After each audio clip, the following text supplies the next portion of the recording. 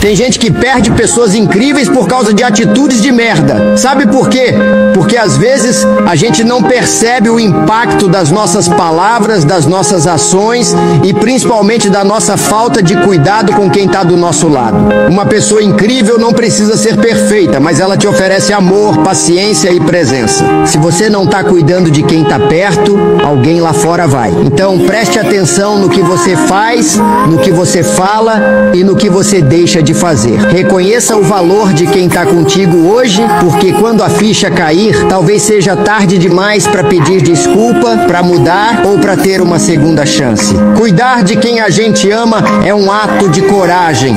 É admitir nossos erros, melhorar nossas atitudes e mostrar todos os dias que essa pessoa vale a pena. Não espera perder para dar valor. Escolha ser melhor hoje, porque pessoas incríveis merecem atitudes incríveis.